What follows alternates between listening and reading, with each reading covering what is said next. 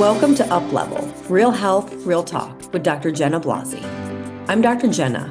I spent years crafting ways to help women thrive, and I want to help you do the same. On this podcast, we dive deep into health at every level, focusing on the mind, the body, and the spirit.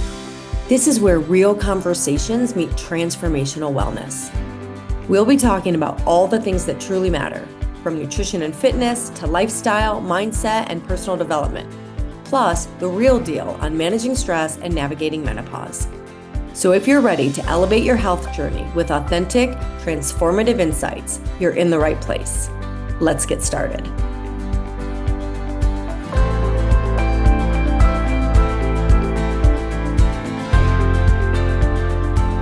Hello, and welcome to UPLEVEL, Real Health, Real Talk with Dr. Jenna Blasi. I'm Dr. Jenna, and today we are going to talk about fatigue. Fatigue, and on the upside, energy. Fatigue in women can stem from a lot of different causes, including hormonal change, medical conditions, lifestyle factors, psychological stressors. So identifying the underlying cause is really crucial for managing it effectively. And a lot of these causes I find go undiagnosed in women. The other reason I was thinking about doing fatigue today is as we enter into the end of January, wrapping up New Year's resolutions and quick fixes, a lot of you might be finding that you're not maybe feeling better, that what you thought was going to address your energy didn't, or the quick fixes didn't work, for example. And even studies have shown that by mid-February, many resolutions are abandoned, and this actually leads to feelings of failure and decreased motivation, which leads to decreased energy. I think it ties in really nicely with the other things we've talked about, because there's lifestyle pieces, right? We will be fatigued if we're not eating well. We talked about sleep last week. If we're not sleeping well, we will be fatigued. So let's talk about common causes of fatigue in women. Number one, and these aren't necessarily in order, but hormonal changes is potentially a big reason why women might be fatigued. Fluctuations in hormones during the menstrual cycle, in pregnancy, in perimenopause, and menopause all lead to feelings of tiredness. And so it is really important to understand what those causes are, because they may not be the same in every woman. So for example, in the luteal phase of the menstrual cycle, changes in progesterone levels can cause fatigue. In perimenopausal women or menopausal women, it could be the declining estrogen and progesterone. It could be the lack of sleep. It could be mood changes affecting energy, etc. So number two is anemia. Iron deficiency anemia is a very common and prevalent cause of fatigue in women. And this results in tiredness. This results in weakness. It's estimated that around 10% of all menstruating women are iron deficient. So in ages 12 to 49, 10% of women have some form of iron deficiency. And they did a study in 2023 in JAMA, the Journal of American Medical Association, showed that 40% of females aged 12 to 21 are iron deficient. Almost 40%. So a third of women, younger women, okay, so that's more prevalent so 10% of all menstruating women, up to a third of women or young women aged 12 to 21 are iron deficient. Over 90% in pregnancy. And we might think, okay, after menopause, I'm not menstruating anymore. It's not an issue for me. It's not true. And it's around 5% of postmenopausal women. And this is a big deal because 5% is not a small number. Now, there's a lot of other things that might be contributing, but undiagnosed iron deficiency is something I see commonly in my practice. So some of the things that you can look for in all of these things that we're talking about, there is the correlation of running the correct tests and getting the proper workout. So going back to number one, hormonal changes, get a proper workup. However, if you're in perimenopause, as I've talked about before, your levels of estrogen, for example, will be all over the place. So it might be completely quote unquote normal and really high one day, and bottomed out the next, which is why one day you feel fine and the next day you feel crazy or like you want to hurt somebody. You're not crazy. You're not alone. but that is the inaccuracy of perimenopausal testing when the hormones are fluctuating. But working with the right practitioner, working with the right mentors and doctors can help guide you through this process to really hone in on the actual reason for fatigue, which will lead to how to best support your fatigue.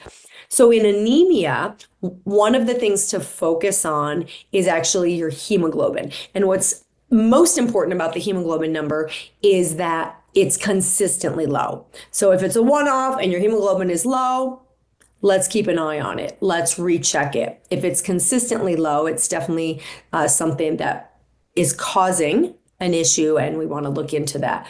Now, another thing to look at is ferritin. As they might say, your iron stores are normal, but your ferritin is your iron storage. So when that drops below 30, for example, you will often not feel well at all, even though the labs or somebody looking at your labs might say you're fine. Maybe they're waiting for you to drop below 20 or below 15. Now, but by the time you drop that low, you're really suffering. And if you have thyroid issues, this often goes together. So you're going to feel better the higher that ferritin number is. Now, one thing to be aware of with ferritin is once it goes above 100, it's an inflammatory marker as well. So if it's above 100, this could be from chronic disease. This could be from inflammation. And they might think your iron's fine. They look at your iron number, it's quote unquote fine. They look at your ferritin, it's over 100. Now, if it's too high, just on the flip side, if it's too high, we're concerned with hemochromatosis or iron storage conditions. And that could also cause fatigue. On the other extreme, just like we're going to talk about thyroid next. Low thyroid and high thyroid can both cause fatigue. So don't go on just ferritin. Make sure that your provider is also looking at your percent saturation, your T-stat. That's looking at the percentage of your transferrin, which is a protein in the blood that binds to iron, the percent of it that's saturated with iron. Okay, so basically this indicates the iron capacity, the iron carrying capacity of your blood. And so when we look at your percent saturation, we're going to see a more accurate picture if your ferritin isn't giving us the number that would be accurate because maybe you're very inflamed. So these are some of the tests that you want to look for, and whether you are, so if you're pregnant, absolutely. If you're younger, absolutely. But really all women should have a full, on the comprehensive lab panels that we do for patients in our programs, we do a full workup, an anemia panel, so to speak, on everybody. Some of the symptoms to look for with iron deficiency, if you have it, is restless. So you're feeling restless. You could have restless leg, or you're on your last nerve, anxiety, feeling impatient, can't think clearly, can't multitask, mood issues, fatigue, obviously. But isn't it interesting that these symptoms can look like menopause, right? In menopause, we might be feeling more anxious. We might be on our last nerve. We might be impatient. We're having mood issues. We suddenly can't think clearly. We can't multitask as well. So there's an overlap. So when someone is perimenopausal or going through menopause, is it the hormone changes? Is it iron? Or is it what we're going to talk about next, which is thyroid, which also has many of those symptoms? The last thing I'll say about if you're actually anemic, if you have iron deficiency anemia, the amount of iron needed to replenish your stores is 90 to 100 milligrams of elemental iron. All right, that is what's needed to replenish. So we tend to be a little fearful of iron, and it is an oxidative nutrient, right? Meaning it's not an antioxidant, but if you're deficient, you will feel much better when you replenish it. And so having someone to follow you, knowing what to look for, calculating your numbers can give you a lot of insight as to if this is a potential cause for your fatigue. The third one I want to mention is thyroid disorders. And as I said, both hypothyroid, an underactive thyroid, and hyperthyroid, an overactive thyroid, can cause fatigue. So the thyroid gland regulates our metabolism, and any imbalance can affect our energy, can affect our sleep, can affect our metabolism. Number 4, sleep disorders. So conditions like sleep apnea, which we talked about last week when I talked about sleep, or insomnia. This can disrupt sleep quality and lead to persistent fatigue. Now, I don't remember if I mentioned this last week. I don't think that I did, but up to 80, between 80 and 90% of sleep apnea cases may go undiagnosed. Undiagnosed, meaning, many individuals are unaware that they have sleep apnea. Now, a lot of people think that sleep apnea is a men's disease. And so women are like, oh, that's not me. I don't have sleep apnea. My husband, he does. Well, that's when we're under 50, it's true that four times as many men are diagnosed or with sleep apnea than women. But once we're over 50, that gender gap decreases and it's still twice as much, but it goes from four times as many to twice as many. So 50% more. So on average, the estimates are that anywhere from 9 to 17% of women actually have sleep apnea. That's also a pretty high percentage. It's worth getting the workup. And I know the thought of wearing a CPAP machine, no. But as I said last week, even wearing your CPAP 4 hours a night, you're going to get improvement. So one of the things I think would be helpful for many of us is if we stop avoiding diagnoses. I understand that a lot of people have lost faith in conventional medical practitioners. I understand why, but that doesn't mean we should go to the other extreme and not get proper workups because we get to choose what we do with the information. But if we don't have the information, we're just throwing spaghetti at the wall, for one, and we're being avoidant. So if we get the diagnosis, you still get to decide how you want to treat it. You still get to decide if you want to wear the CPAP machine, which I would recommend if you are diagnosed. But at least we know what we're dealing with. And then we can look at, okay, are you overweight? Would releasing weight help you not have this diagnosis? And work with what we know in a way that serves you for your optimal health. So all of this is meant to slightly underscore the importance of awareness and screening, especially for women, because sleep apnea can have serious health implications if it's left untreated. It increases your risk of cardiovascular disease and cardiovascular events. Like there are a lot of health implications of not dealing with sleep apnea and other sleep conditions. Another common cause of fatigue is chronic fatigue syndrome. Chronic fatigue syndrome, or CFS, is characterized by extreme fatigue that doesn't improve with rest, may worsen with physical or mental activity, and we don't know exactly why. Now I'm going to go out on a limb because I said, it's real health, real talk, and real talk sometimes means I'm going to tell you what I think, and this is not necessarily backed by research, but it's my own theory or something that I've noticed in my practice after however many, almost 20 years. I have seen a pattern in women with chronic fatigue syndrome, and pretty much I don't want to say all of, although so far in my practice, it actually has been all of, but I'm sure there's always exceptions to the rule. The women that I see with CFS, they're caretakers, they're people pleasers, their boundaries are even less than your average woman. And I think that we all could improve our boundaries. So there's a pattern that I've seen of women who are prioritizing everybody else's health and they end up with chronic fatigue. Now, is that scientific? I don't believe so, but it might be someday. We might have research on that. And so just something to consider, something to consider. We've had good success in the women that we've worked with who have chronic fatigue in helping them feel better. But one of the things to consider, and that's going to include everything we talk about today and everything I've talked about in other podcasts, but also consider where can you prioritize your own self-care? Where can you set some boundaries in your life? And you'll hear me say these things over and over because it's important for all of us to hear. And it's also important that we stop giving our power away to a diagnosis. I have this condition. This is who I am. You are not your medical diagnosis.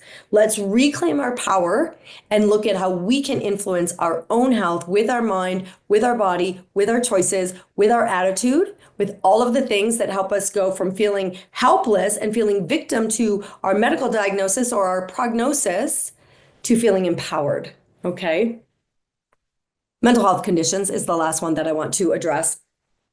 Depression, anxiety, high stress levels can manifest physically as fatigue. And so again, a workup, getting the proper support.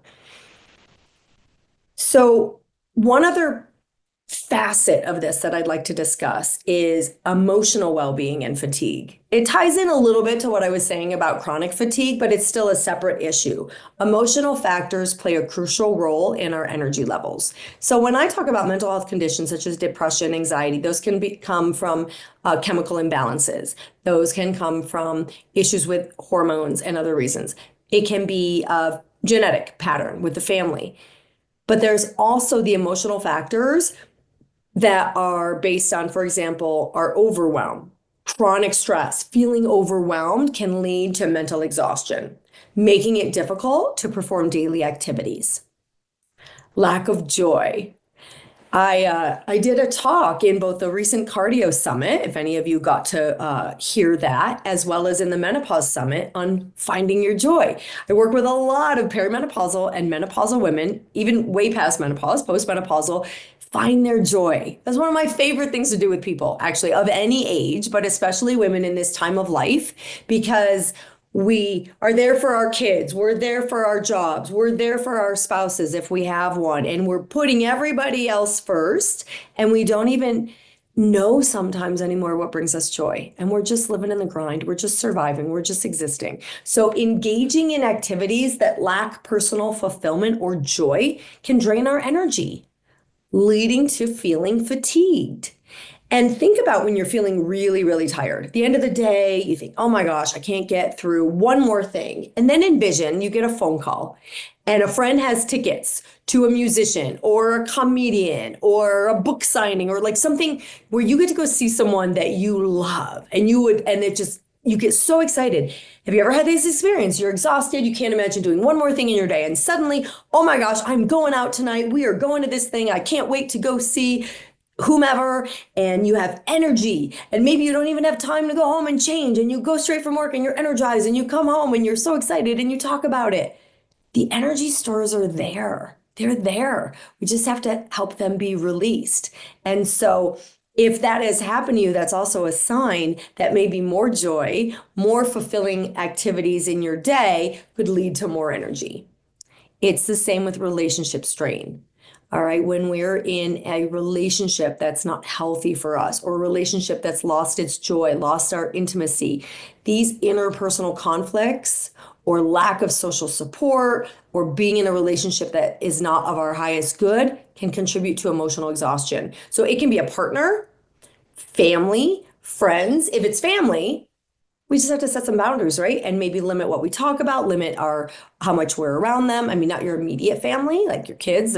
Hopefully you can just work on cultivating a better relationship or setting, again, in place for yourself boundaries and self-care to help bulletproof you from the surrounding stress. But this can absolutely lead to emotional exhaustion. And if you're in a relationship or a job that doesn't serve you, really look at creating a shift to relationships and jobs that do. It may feel like you don't have a choice in certain situations, but there's always a choice. And we can start visualizing. If you go back to my visualization episode, we can visualize what we want, how we want to live, and then the universe can start to orchestrate to bring us that. And suddenly we will have opportunities that we didn't previously see or didn't previously have.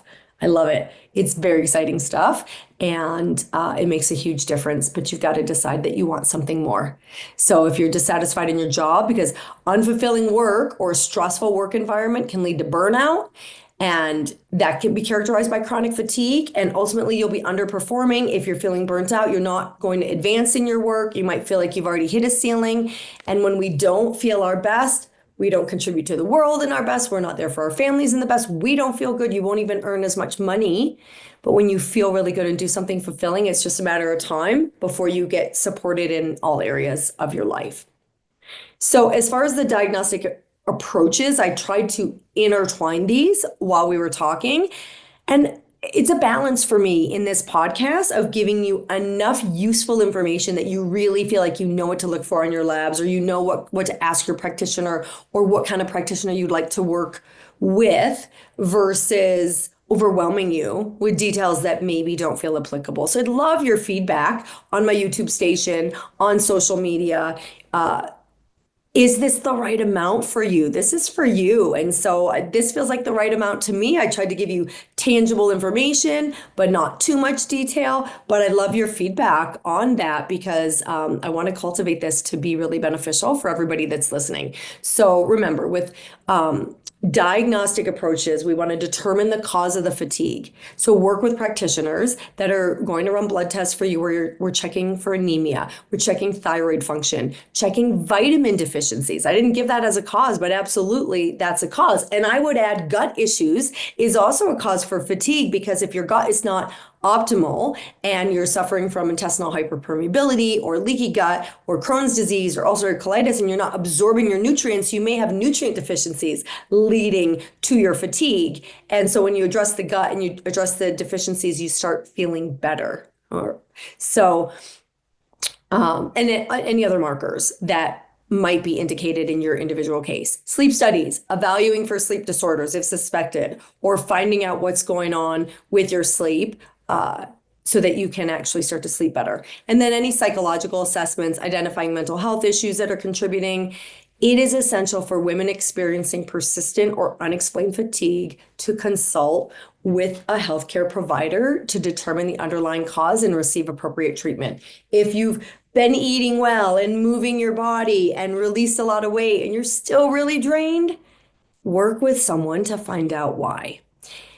So let's talk briefly about the ways to combat fatigue naturally. And this is as applicable in early life as it is in menopause. When I separate these out and say, what can menopausal and perimenopausal women do to combat fatigue? It's the same suggestions that really actually work for everybody, maybe with a few little tweaks, but it's very similar. So mindfulness and meditation, stress management.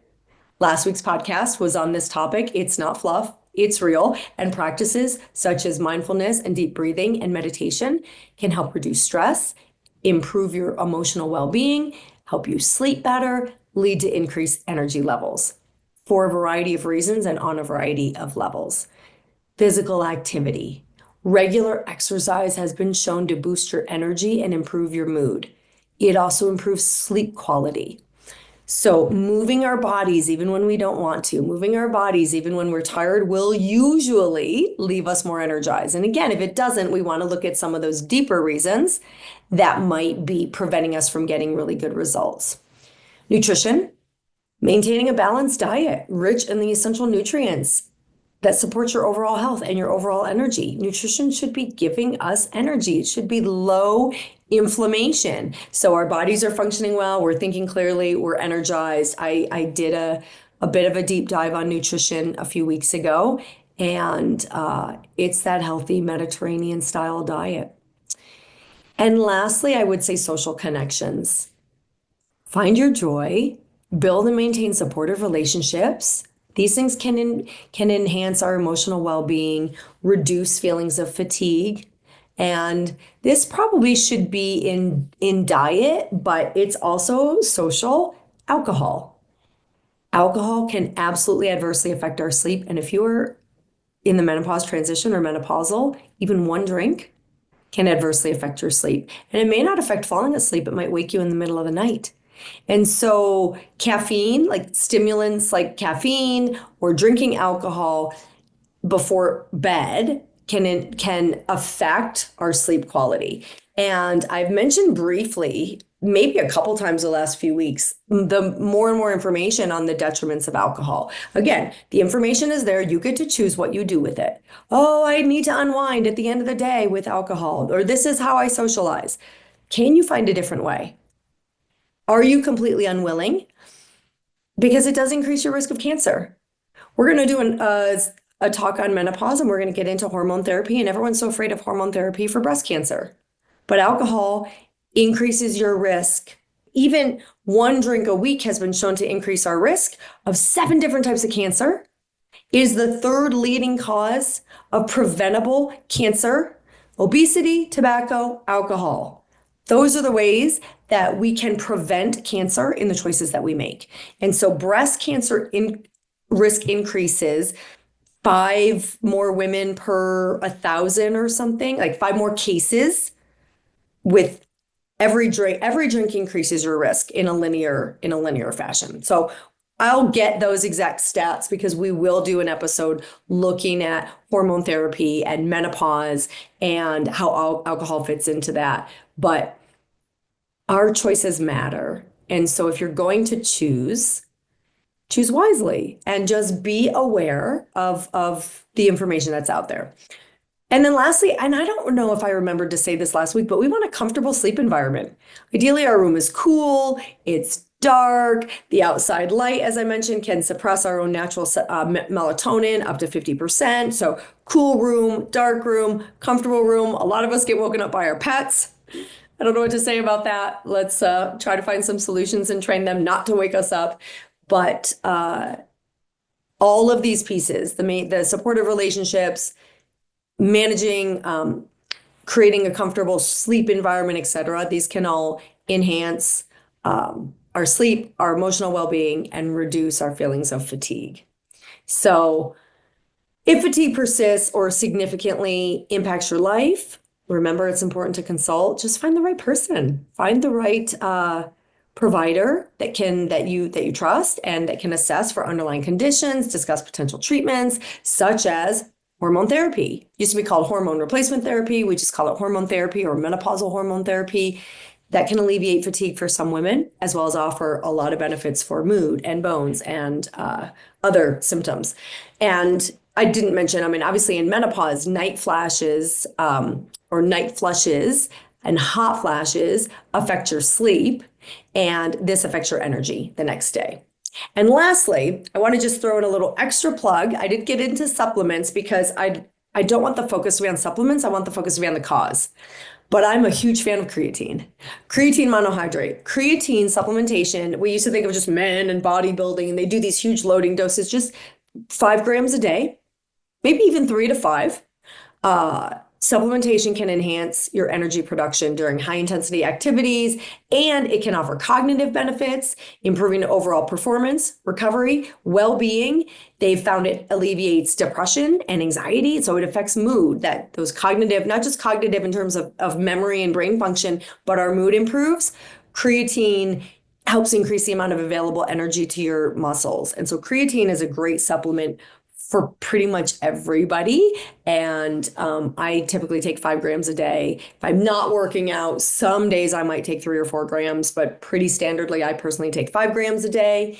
And that reminds me of one last thing I wanted to tell you about. Another cause for fatigue could be low energy availability or REDS. And so if you're working out and you're not eating enough calories, you could have low energy availability, leading to chronic fatigue. If you are constantly dieting, constantly restricting what you're eating, you might not be actually getting enough calories to function optimally. And so we want to look at that piece because that can also be a huge factor in fatigue. And so one of the things when women come in is I like to make sure they're actually getting enough nutrition, they're getting enough calories, especially based on their workouts. That's all for today. So hopefully this has helped illuminate the impact of all of the things that address our fatigue and therefore our well-being and our energy, the emotional factors and the natural strategies that you can implement to begin to address these and working towards improving your energy, improving towards your overall well-being. Because as you know, I believe everybody can and should thrive. All right, we should be feeling amazing, supported in our bodies, in our minds, in our environments, feeling joyful every day. You're not going to feel joyful every moment, but we have gotten used to a status quo of a really low standard. Let's raise our standard for what's possible for us. Let's raise our standard to up-leveling our health. You can feel amazing. You can be energized. You can have joy in your life daily, and you should. So I hope you found this episode helpful and informative and a little bit fun. And here's to lots of energy. I always joke that I want to be able to play laser tag at the end of my long day with my kids if they want that, or jump on the trampoline. And I'm an older mom and I want to have great energy for them for years to come. And I want that for you too, because every one of you that reclaims your health and gets your energy back goes out and makes the world a better place. And one individual at a time. When we're happy and we're thriving and we're energetic, we're adding more light to the world. So thank you so much for joining me. So grateful for all of you being here. If you enjoyed this, please tell your friends, please tell your family. Remember to subscribe, leave us a review, leave us a rating, share it with everyone you know, and we'll see you next time. Thanks so much. Thank you for joining me on this episode of UPLEVEL, Real Health, Real Talk. I hope today's conversation inspired you to take the next step in your health journey, one that nourishes not just your body, but your mind and spirit as well. Don't forget to subscribe so you never miss an episode. And if you found value in today's episode, please leave a review. Until next time, keep learning, keep growing, and keep thriving. And remember, true wellness is a journey, and you are on the right path.